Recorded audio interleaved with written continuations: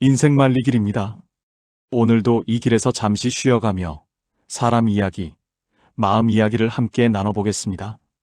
요즘 들어 사람 만나는 일이 예전만큼 가볍지 않다고 느끼신 적 있으십니까?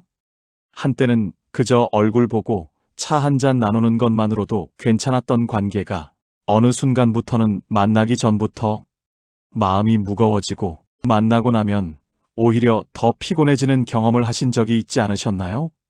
젊을 때는 그렇게 많던 친구들, 동료들, 지인들이 지금은 연락할 사람조차 손에 꼽을 정도로 줄어들었다는 사실을 문득 깨닫고 놀라신 적은 없으신지요?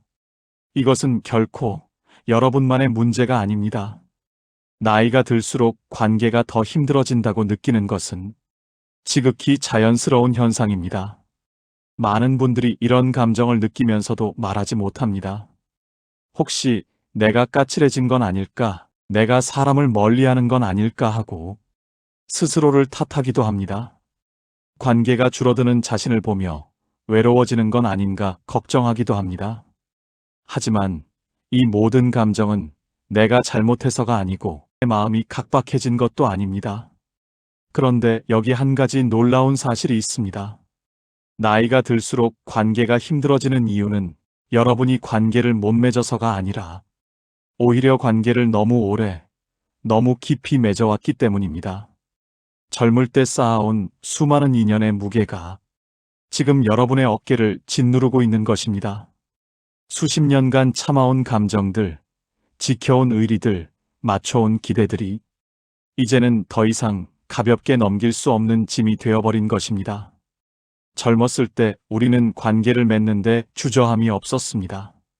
새로운 사람을 만나는 것이 즐거웠고 인맥을 넓히는 것이 곧 성공의 지표처럼 여겨지기도 했습니다.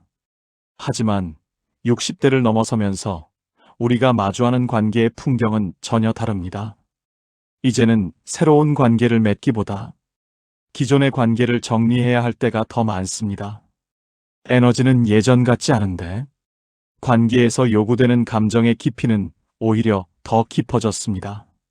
오늘 이 시간 우리는 함께 그 이유를 찬찬히 들여다볼 것입니다.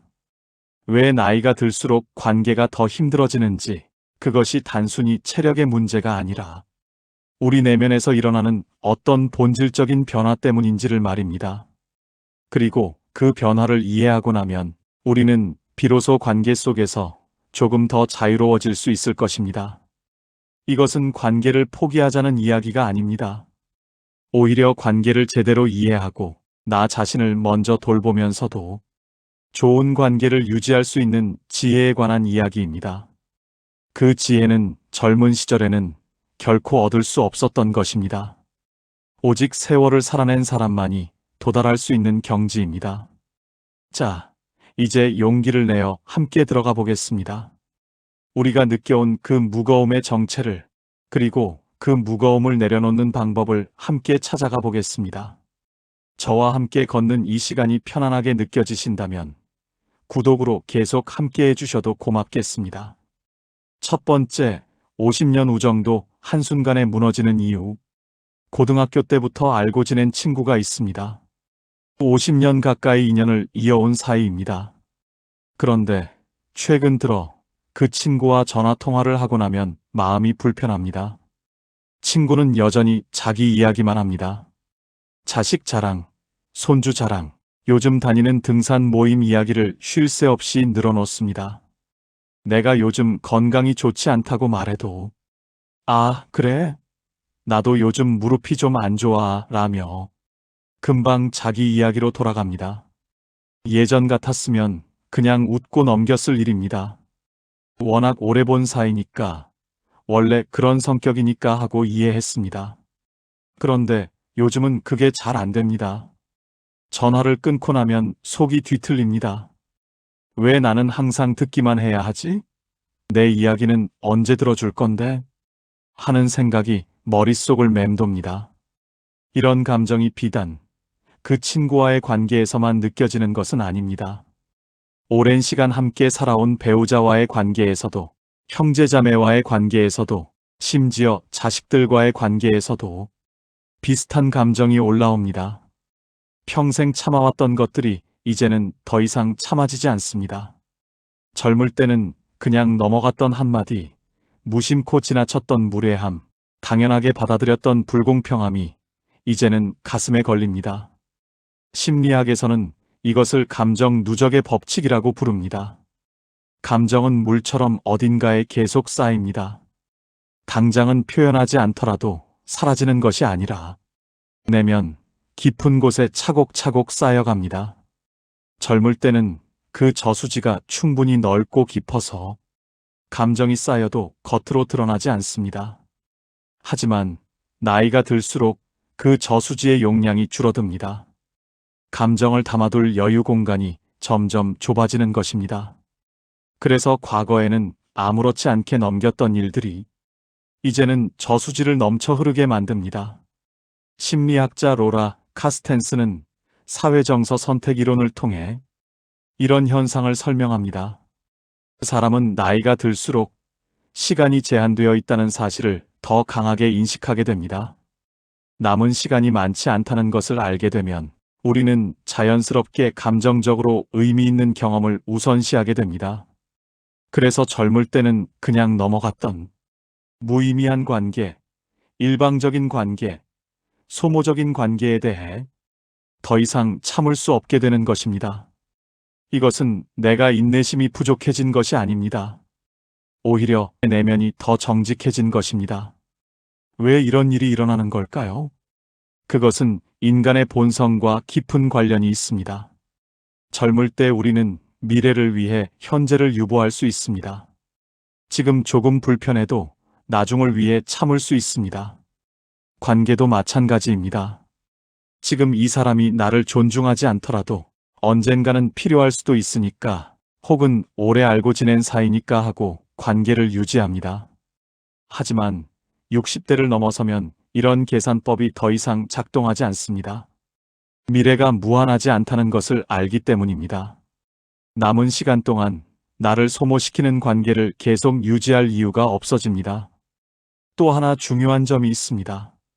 젊을 때는 관계 속에서 자신을 증명해야 한다는 압박이 있었습니다. 좋은 사람으로 보이고 싶고, 인정받고 싶고, 배척당하지 않고 싶어서 많은 것을 참았습니다. 하지만 나이가 들면서 그런 욕구가 줄어듭니다.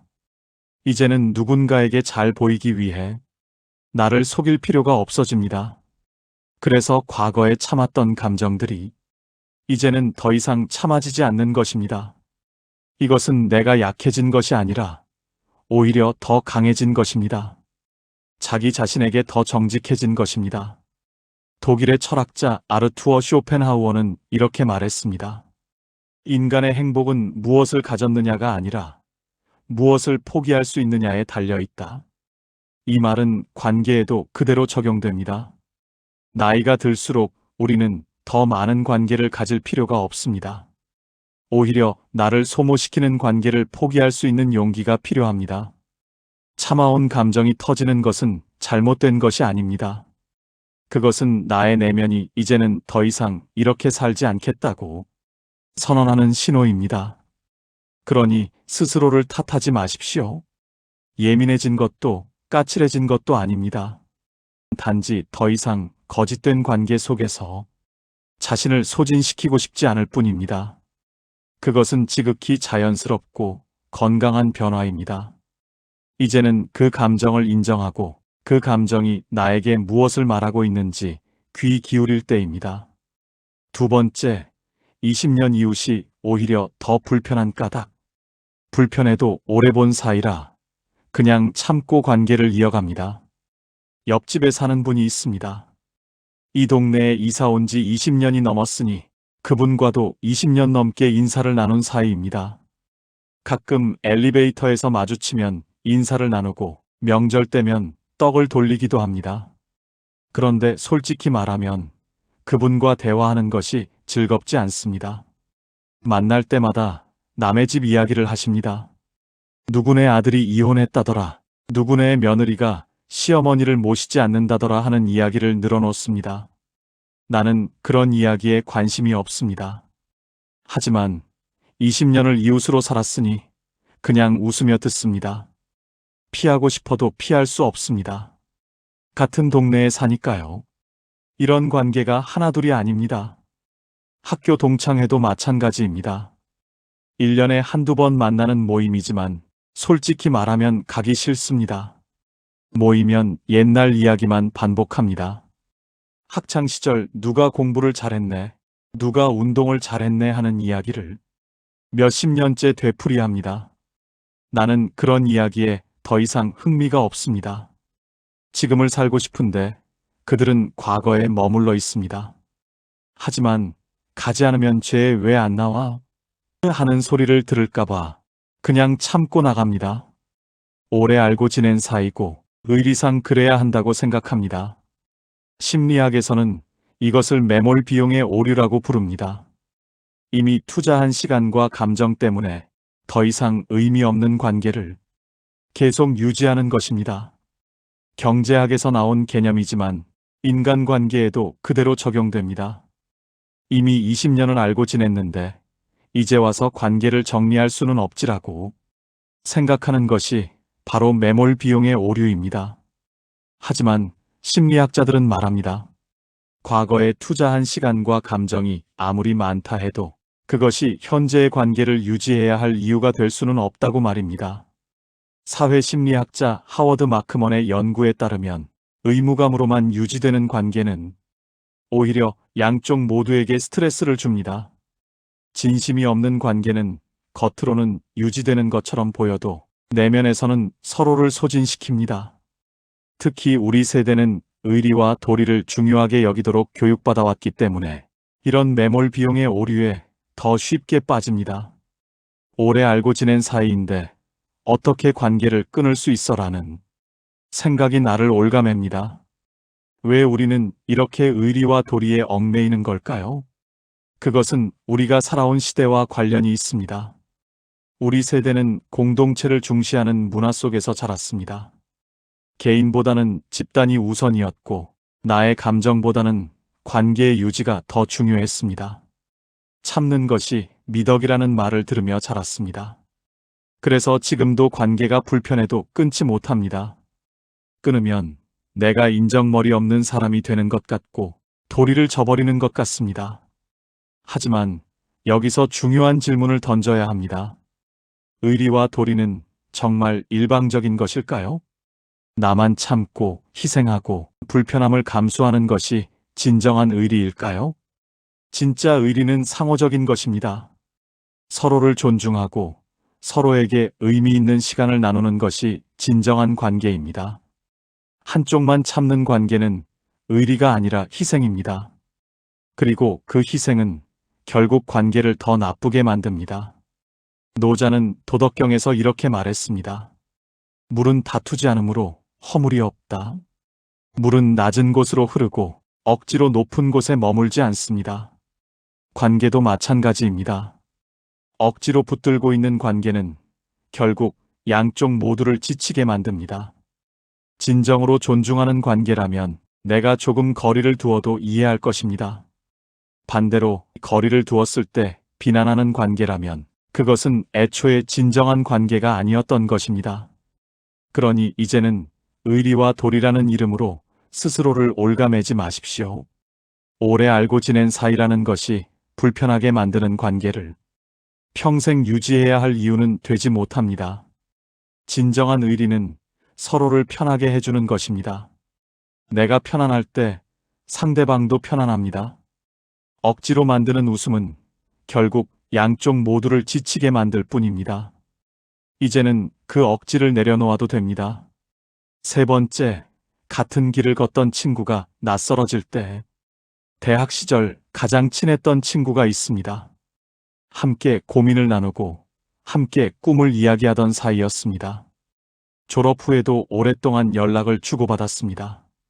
그런데 언제부턴가 그 친구와의 대화가 점점 어려워졌습니다. 친구는 사업에 성공해서 경제적으로 여유가 있습니다. 해외여행도 자주 다니고 손주들에게 용돈도 넉넉하게 줍니다. 반면 나는 평범하게 살아왔습니다.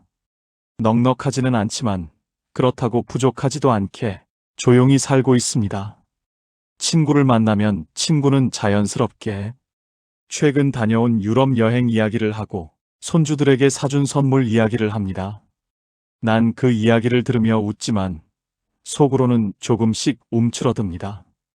부러워서가 아니고 단지 이제 우리가 사는 세계가 너무 달라졌다는 것을 느끼기 때문입니다. 혹은 반대의 경우도 있습니다.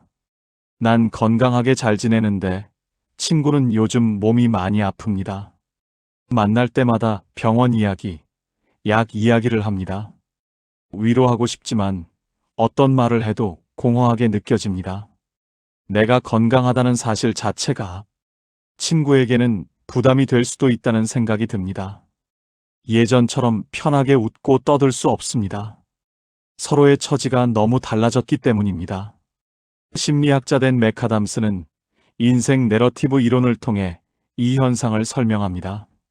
사람은 나이가 들면서 각자의 인생 이야기를 만들어갑니다. 젊을 때는 모두가 비슷한 이야기를 씁니다. 공부하고, 취직하고, 결혼하고, 아이를 키우는 이야기입니다. 하지만 60대를 넘어서면 각자의 인생 이야기가 완전히 달라집니다. 어떤 사람은 성공의 이야기를 쓰고, 어떤 사람은 상실의 이야기를 씁니다.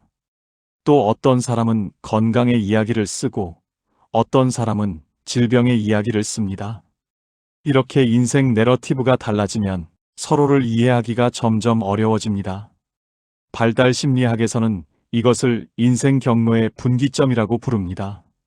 젊을 때는 모두가 비슷한 경로를 걷지만 나이가 들수록 각자의 경로가 갈라집니다. 경제적 상황, 건강 상태, 가족 형태, 거주 지역, 추구하는 가치관이 모두 달라집니다. 그래서 예전에는 잘 통했던 친구와도 이제는 대화가 잘 되지 않습니다. 서로 다른 세계에 살고 있기 때문입니다. 왜 이런 일이 생기는 걸까요? 그것은 인생의 본질과 관련이 있습니다. 젊을 때는 모두가 비슷한 목표를 향해 달려갑니다. 성공하고 싶고, 인정받고 싶고, 안정을 원합니다. 하지만 60대를 넘어서면 그 목표들이 모두 달성되거나 아니면 포기됩니다. 그리고 각자 남은 인생을 어떻게 살 것인지에 대한 답이 달라집니다. 어떤 사람은 더 많은 것을 이루려 하고, 어떤 사람은 내려놓으려 합니다. 또 어떤 사람은 활발하게 움직이고, 또 다른 어떤 사람은 조용히 머무릅니다. 이런 차이는 틀린 것이 아닙니다. 단지 다를 뿐입니다. 하지만 그 다름이 관계를 어렵게 만듭니다. 또 하나 중요한 점이 있습니다.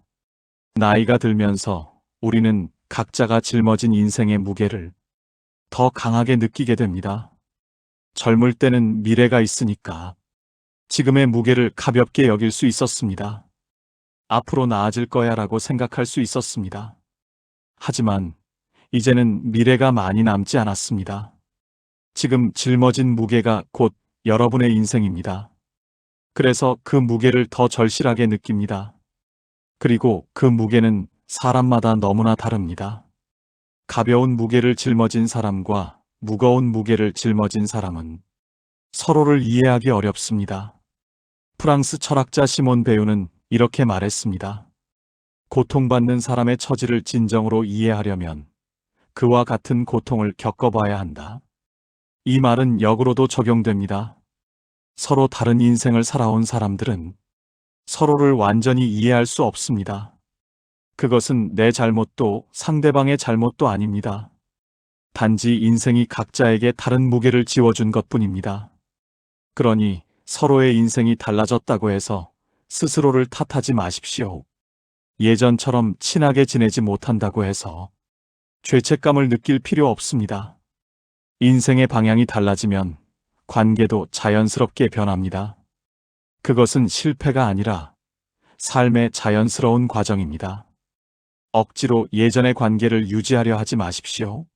지금 여러분의 인생 무게와 방향에 맞는 관계를 찾아가는 것이 더 현명합니다.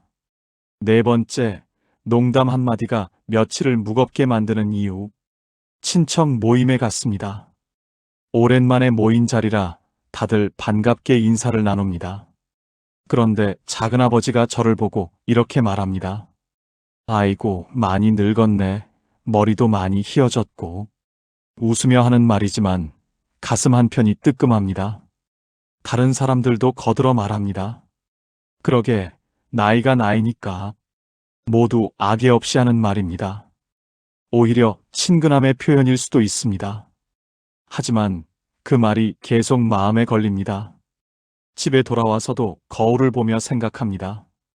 내가 그렇게 늙어 보이나? 예전 같았으면 그냥 웃고 넘겼을 말입니다. 젊을 때는 그런 말에 신경 쓰지 않았습니다. 어차피 나는 젊으니까 지금은 조금 피곤해 보여도 푹 쉬면 괜찮아질 거라고 생각했습니다.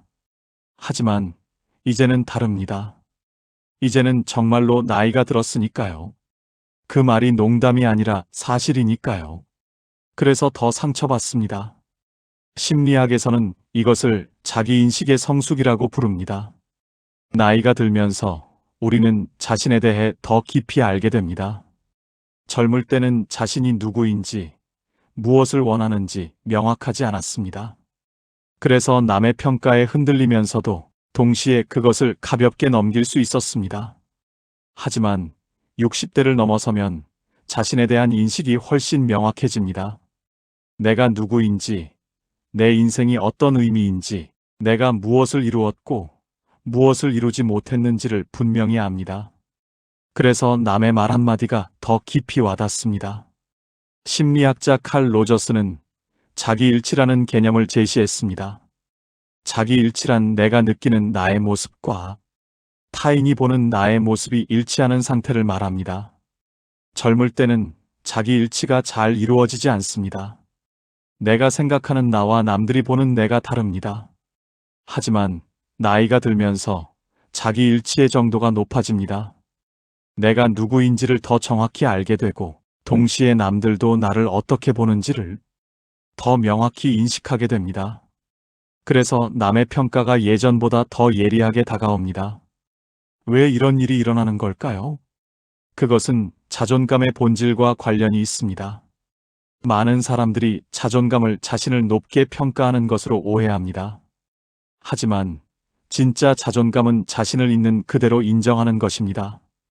젊을 때는 자신을 높게 평가하려고 했습니다.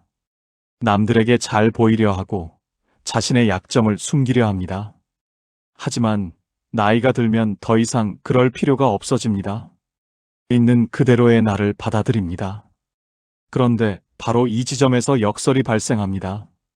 자신을 있는 그대로 받아들이면 오히려 타인의 평가에 더 민감해집니다. 왜냐하면 이제는 거짓된 자아로 자신을 보호할 수 없기 때문입니다. 또 하나 중요한 점이 있습니다. 나이가 들면서 우리는 삶의 유한성을 강하게 느낍니다. 남은 시간이 많지 않다는 것을 압니다. 그래서 지금 이 순간의 나 자신이 곧 최종적인 나입니다. 젊을 때는 지금은 이렇지만 나중에는 달라질 거야 라고 생각할 수 있었습니다. 하지만 이제는 그럴 수 없습니다. 지금의 나, 늙어가는 나, 약해지는 나가 곧 내 인생의 마지막 모습입니다. 그래서 그것을 지적하는 말에 더 상처받습니다. 독일의 철학자 마르틴 하이데거는 존재의 유한성에 대해 말했습니다. 인간은 유한한 존재이기에 시간의 흐름 속에서 끊임없이 변화합니다. 그리고 그 변화를 직시할 때 비로소 진정한 자기 자신을 만날 수 있다고 했습니다. 나이 들면서 말 한마디에 더 상처받는 것은 내가 약해진 것이 아닙니다. 오히려 자신의 유한성을 정직하게 마주하고 있다는 증거입니다. 그러니 스스로를 예민하다고 탓하지 마십시오. 남의 말에 상처받는 것이 잘못이 아닙니다. 그것은 여러분이 자기 자신에 대해 더 깊이 알게 되었다는 신호입니다. 젊을 때처럼 무감각하게 넘어가는 것이 능사가 아닙니다. 오히려 그 상처를 느끼면서도 그것이 나의 가치를 떨어뜨리지 않는다는 것을 아는 것이 진짜 성숙입니다. 우리는 늙었을 수도 있습니다. 하지만 그것이 나의 존엄을 훼손하지는 않습니다. 5번째, 퇴직 후 직장 동료와 어색해지는 순간, 직장 동료였던 사람과 오랜만에 만났습니다. 퇴직 후 처음 만나는 자리입니다. 반갑게 인사를 나누고 식사를 했습니다. 그런데 식사 내내 묘한 어색함이 감돌았습니다. 예전에는 회사 이야기만 해도 시간 가는 줄 몰랐는데 이제는 그 이야기를 할 수 없습니다. 회사를 떠났으니까요. 서로 안부를 묻고 건강 이야기를 하고 자식 이야기를 했지만 대화가 깊이 들어가지 못했습니다. 헤어질 때 다음에 또 만나자고 했지만 아마 다음은 없을 것 같습니다. 왜냐하면 이제 서로가 서로에게 필요하지 않기 때문입니다. 젊을 때 맺었던 관계의 대부분은 목적이 있었습니다. 학교 친구들은 함께 공부하고 함께 놀기 위한 관계였습니다. 직장 동료들은 함께 일하고 서로 도우며 승진하기 위한 관계였습니다. 동네 이웃들은 아이들을 함께 키우고 정보를 교환하기 위한 관계였습니다. 이런 관계들은 분명한 목적이 있었기에 유지되기 쉬웠습니다. 서로에게 필요한 것이 있었으니까요. 하지만 60대를 넘어서면 이런 목적들이 대부분 사라집니다. 더 이상 승진할 일도 없고 아이를 키울 일도 없고 새로운 정보를 교환할 필요도 없습니다. 그러면 관계를 유지할 이유가 모호해집니다. 우리가 왜 계속 만나야 하지? 하는 질문에 답하기 어려워집니다. 그래서 자연스럽게 관계가 멀어집니다. 심리학자 로빈 던바는 사회적 두뇌 가설을 통해 이것을 설명합니다. 인간은 평균적으로 150명 정도의 안정적인 사회적 관계를 유지할 수 있습니다. 이것을 던바의 수라고 부릅니다. 그런데 중요한 것은 이 150명이 고정되어 있지 않다는 점입니다. 인생의 단계에 따라 관계망이 계속 변합니다. 젊을 때는 학교 친구, 직장 동료, 취미 모임 사람들로 관계망이 채워집니다. 하지만 나이가 들면 이 관계망이 재편됩니다. 더 이상 필요하지 않은 관계는 자연스럽게 빠져나가고 새로운 관계가 들어오거나 혹은 관계의 총량 자체가 줄어듭니다. 왜 이런 일이 일어나는 걸까요? 그것은 관계의 본질과 관련이 있습니다. 관계는 단순히 오래 알고 지낸다고 해서 유지되는 것이 아닙니다. 관계는 교환을 통해 유지됩니다. 물질을 교환하거나 정보를 교환하거나 감정을 교환합니다. 젊을 때는 교환할 것이 많았습니다. 서로에게 줄 것이 있고 받을 것이 있었습니다. 하지만 나이가 들면서 교환할 것이 줄어듭니다. 더 이상 줄 것도 받을 것도 명확하지 않습니다. 그러면 관계는 자연스럽게 약해집니다. 또 하나 중요한 변화가 있습니다. 젊을 때는 관계 자체가 목적이 아니라 수단이었습니다. 관계를 통해 무언가를 얻으려 했습니다. 하지만 나이가 들면서 관계에 대한 기대가 바뀝니다. 이제는 관계 자체가 의미 있어야 합니다. 단순히 유용한 관계가 아니라 진심이 통하는 관계를 원하게 됩니다. 그런데 과거에 맺었던 대부분의 관계는 유용함 위에 세워진 것들입니다. 그래서 지금 와서 진심을 기대하기 어렵습니다. 프랑스 철학자 미셸 드 몽테뉴는 수상록에서 이렇게 말했습니다. 진정한 우정은 목적 없이 그 자체로 완전한 것이다. 하지만 우리가 평생 맺어온 관계 중 과연 몇 개나 진정한 우정이었을까요? 대부분은 어떤 목적을 위해, 어떤 필요에 의해 맺어진 관계들입니다. 그래서 그 목적이 사라지면 관계도 자연스럽게 사라집니다. 그러니 관계가 멀어진다고 해서 슬퍼하지 마십시오. 그것은 당연한 일입니다.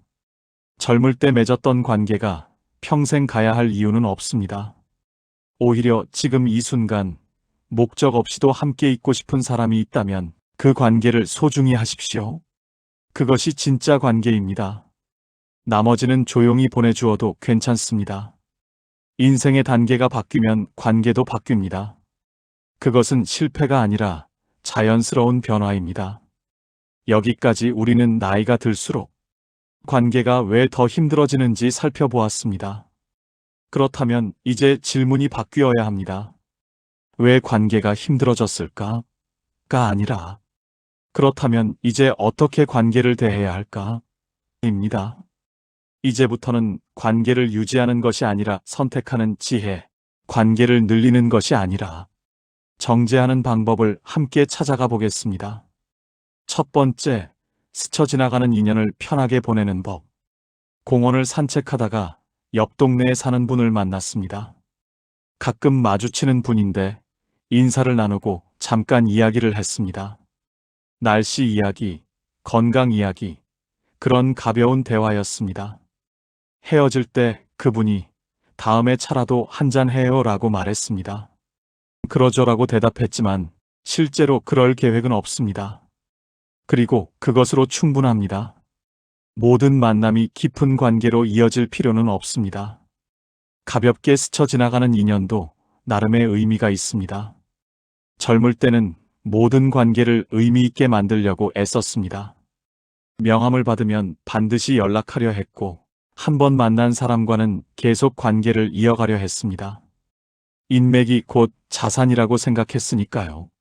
하지만 이제는 그럴 필요가 없습니다. 모든 관계가 깊어질 필요도 없고 모든 만남이 지속될 필요도 없습니다. 어떤 관계는 그냥 가볍게 스쳐 지나가도 됩니다.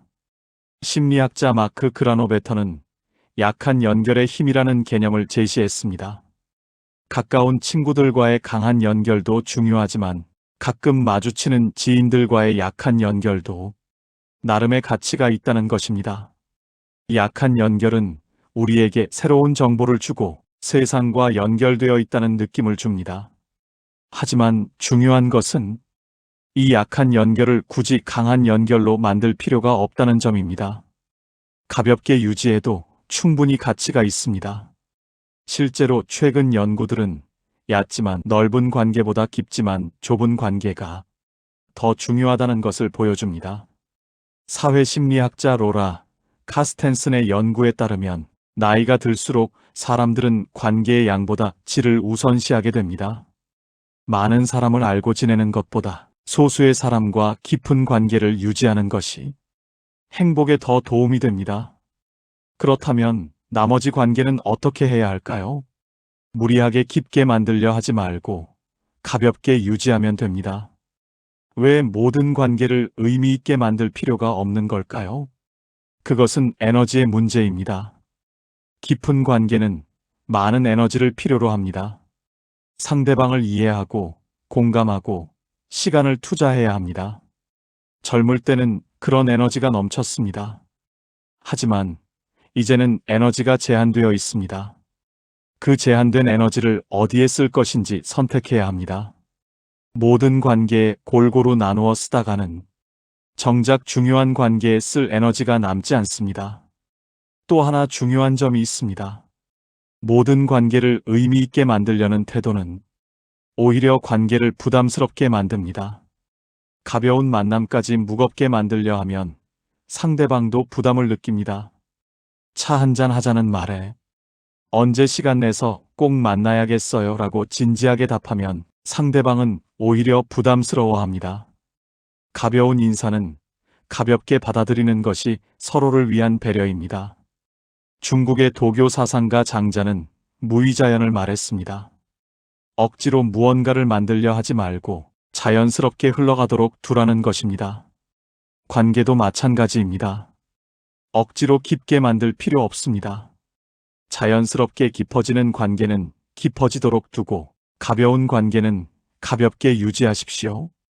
그것이 오히려 양쪽 모두에게 편안합니다. 그러니 이제는 모든 관계를 챙겨야 한다는 강박에서 벗어나십시오. 공원에서 마주친 이웃과 인사만 나누고 헤어져도 됩니다. 오랜만에 연락한 친구와 전화로만 안부를 나누고 만나지 않아도 됩니다. 모든 관계가 의미 있어야 한다는 생각을 내려놓으십시오. 어떤 관계는 그냥 스쳐 지나가도 괜찮습니다. 그것이 오히려 내 에너지를 지키는 방법입니다. 두 번째, 가까운 사람에게도 필요한 적절한 거리. 아들 내외가 주말마다 찾아옵니다. 처음에는 반가웠습니다. 함께 밥 먹고 이야기 나누는 것이 즐거웠습니다. 하지만 매주 반복되니 조금씩 부담스러워졌습니다. 주말마다 음식을 준비해야 하고, 손주들을 돌봐야 하고, 며느리 눈치도 봐야 합니다. 피곤한데 오지 말라고 말할 수도 없습니다. 가족이고 자식인데 어떻게 그런 말을 하겠습니까? 그래서 그냥 참습니다. 하지만 속으로는 이번 주말에는 안 왔으면 좋겠다고 생각합니다. 친한 친구가 있습니다. 일주일에 두세 번씩 전화합니다. 통화 시간도 길게 1시간씩 이야기합니다. 처음에는 좋았습니다. 외롭지 않았으니까요. 하지만 이제는 친구 전화가 올 때마다 조금씩 부담스럽습니다.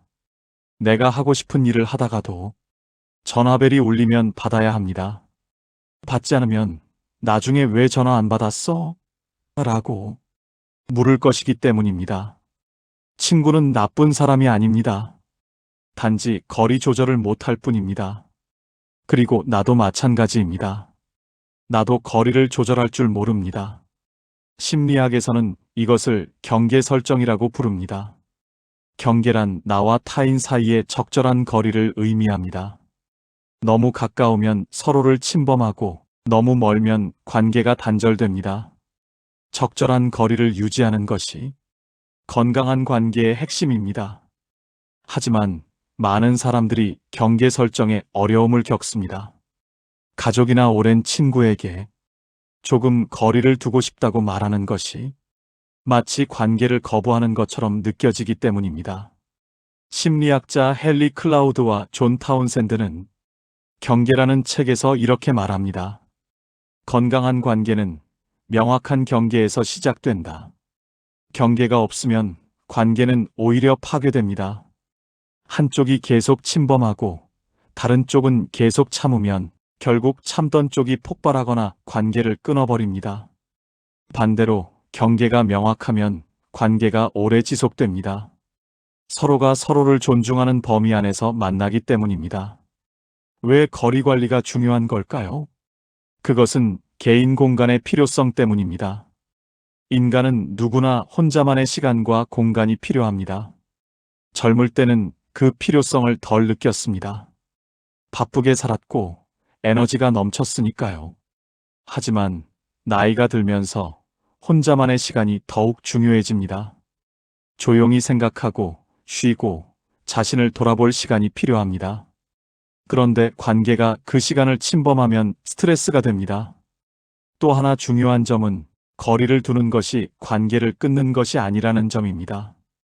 오히려 적절한 거리는 관계를 더 건강하게 만듭니다. 매일 보면 실증나는 사람도 가끔 보면 반갑습니다. 매주 전화하는 친구보다 한 달에 한 번 전화하는 친구와의 대화가 더 의미 있을 수 있습니다. 거리는 관계를 망치는 것이 아니라 오히려 관계를 신선하게 유지하는 방법입니다. 독일의 철학자 쇼펜하우어는 고슴도치 딜레마를 말했습니다. 추운 겨울, 고슴도치들이 서로의 체온으로 따뜻해지려고 가까이 다가가지만 너무 가까우면 서로의 가시에 찔립니다. 그래서 다시 멀어집니다. 하지만 너무 멀면 춥습니다. 그래서 다시 가까워집니다. 이렇게 반복하다가 마침내 서로 찔리지도 않고 춥지도 않은 적절한 거리를 찾게 됩니다. 인간관계도 마찬가지입니다. 적절한 거리를 찾는 것이 중요합니다. 그러니 이제는 거리를 관리하는 것을 배우십시오. 자식이라도, 친구라도, 배우자라도 적절한 거리가 필요합니다. 이번 주는 좀 쉬고 싶어라고 말할 수 있어야 합니다. 오늘은 전화하고 싶지 않아 라고 말할 수 있어야 합니다. 그것이 관계를 거부하는 것이 아닙니다. 오히려 관계를 오래 유지하기 위한 지혜입니다. 세 번째, 핸드폰보다 내 마음을 먼저 확인하는 아침. 아침에 일어나면 제일 먼저 핸드폰을 확인합니다. 누가 문자를 보냈나, 누가 전화했나 확인합니다. 아무도 연락하지 않으면 조금 허전합니다. 나는 외로운 사람인가 하는 생각이 듭니다. 그래서 먼저 누군가에게 연락합니다. 오늘 점심 같이 먹을래? 상대방이 바쁘다고 하면 마음이 무거워집니다. 하루 종일 그 생각이 머릿속을 맴돕니다. 나를 싫어하는 건가? 내가 부담스러운 건 아닐까? 이것은 많은 분들이 겪는 일입니다. 관계에서 자신의 가치를 확인하려 합니다. 누군가 나를 필요로 한다면 나는 의미 있는 사람입니다. 하지만 누구도 나를 찾지 않으면 나는 쓸모없는 사람 같습니다. 그래서 끊임없이 관계를 확인하려 합니다. 전화하고 만나고 연락하면서 나는 여전히 누군가에게 필요한 사람이라는 것을 확인하려 합니다. 하지만 여기에 함정이 있습니다. 관계에서 자신의 가치를 찾으려 할수록 관계는 더 불안해집니다. 상대방의 반응에 따라 내 기분이 오르락내리락 합니다. 상대방이 친절하면 기분이 좋고 상대방이 무심하면 하루 종일 기분이 안 좋습니다. 이런 감정은 건강하지 않습니다. 내 감정의 주도권을 타인에게 넘겨주는 것이기 때문입니다. 심리학에서는 이것을 외적 준거점이라고 부릅니다. 자신의 가치를 외부에서 찾는 것입니다. 반대는 내적 준거점입니다. 자신의 가치를 내면에서 찾는 것입니다. 심리학자 에이브러햄 매슬로우는 자아 실현을 이룬 사람들의 특징 중 하나가 내적 준거점을 가지고 있다는 것이라고 했습니다. 이들은 타인의 평가에 흔들리지 않습니다. 자신이 누구인지, 무엇이 중요한지를 스스로 압니다. 왜 관계보다 내 상태를 먼저 살펴야 할까요? 그것은 관계의 질은 결국 내 상태에서 나오기 때문입니다. 내가 피곤하고 불안하면 아무리 좋은 사람을 만나도 관계가 좋아지지 않습니다. 반대로 내가 편안하고 안정되어 있으면 평범한 관계도 좋은 관계가 됩니다. 관계는 두 사람 사이에 있는 것이 아니라 각자의 내면에서 시작됩니다. 실제로 많은 연구들이 이것을 뒷받침합니다. 심리학자 존 가트맨의 연구에 따르면 좋은 관계를 유지하는 사람들의 공통점은 자기 조절 능력이 높다는 것입니다. 자기 조절 능력이란 자신의 감정 상태를 인식하고 그것을 건강하게 관리하는 능력입니다. 이 능력이 높은 사람은 상대방의 행동에 과도하게 반응하지 않습니다. 자신의 상태를 먼저 살피고 필요하면 거리를 두거나 휴식을 취합니다. 또 하나 중요한 점은 내 상태를 먼저 살피는 것이 이기적인 것이 아니라는 점입니다. 오히려 그것이 타인을 위한 배려입니다. 내가 피곤한 상태에서 억지로 누군가를 만나면 좋은 만남이 되지 않습니다. 짜증내고 무관심하고 형식적으로 대하게 됩니다. 그것은 상대방에게도 불편한 경험입니다.